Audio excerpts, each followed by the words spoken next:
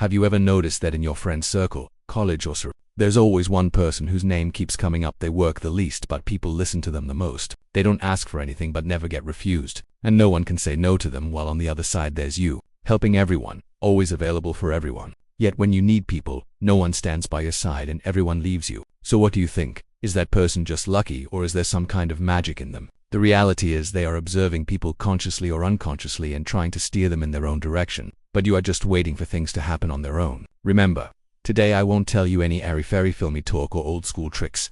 Today we talk about real-life practical psychology of influence, how people twist your mind with ordinary conversations and how you can reverse the same tricks on them. So let's skip the filler and jump straight to step 1, a technique through which you can win anyone's trust in just 5 minutes. The biggest lie in the world is that trust is built over time. That's completely false. It's just a chemical reaction in the brain that you can trigger in 5 minutes, and it's called the Flaw Confusion Technique, because humans are defensive by default, and if you try to learn someone's secret or want them to trust you, they'll literally shut their doors. But psychology says people don't connect with perfection, they connect with vulnerability. So if you're new at an office or college and need an important favor, instead of making boring small talk, go up to that person and share a small weakness. For example, say, "Hey, don't tell anyone, but honestly, whenever I have to give a presentation, my hands start shaking. My throat goes dry. And because of that, I couldn't sleep till last night." And what happens here is you gave them a secret. Their brain received a signal that this person trusts me. And immediately after that, they'll start sharing their own secrets.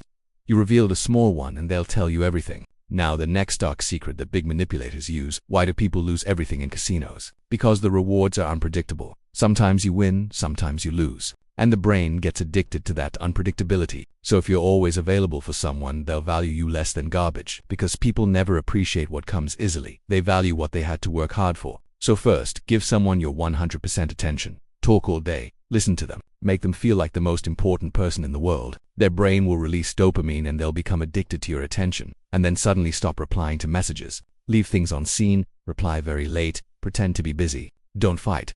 Just cut the supply of attention. And after this, panic will be created in their mind. They'll think, did I do something wrong? Why aren't they talking to me? The person who was ignoring you yesterday will now desperately try to get your attention back. You didn't force them. You just created an empty space and their own emotions pulled them toward you. Also remember, never give someone your everything all the time. Your time, your words, your attention. Give everything in limits. And if someone is taking you for granted, don't complain. Just reduce your availability. Because the least you speak, the more your words will matter. And this is a dark power that the world's biggest leaders and negotiators use. And now the last and most effortless technique, which I call the ego stroke. Every person in the world is a little insecure deep down, and everyone has had a desire since childhood to appear intelligent and capable. And if you can use this hunger, you can get your work done happily no matter what the task is. So never ask anyone for help directly, because they'll feel like you're a burden on them, and people never help those who feel like a burden. Instead, frame your request as though you need their expertise. For example, if you need notes or a report from someone at college or the office, don't say, "Please bro, give me your notes, I'm really struggling," because they don't care about your problems. But if you instead say, "I've heard your analytical skills and presentations are the best in the entire department. I thought I should take advice from an expert, and who better than you? So could you help me a little?" Now watch, that person won't leave your work undone, because now they're not just doing your task. They're protecting their ego and their expert image. And there's a 97% chance they'll help you every single time. Hope you found this useful. Like and subscribe if you want. See you in the next one.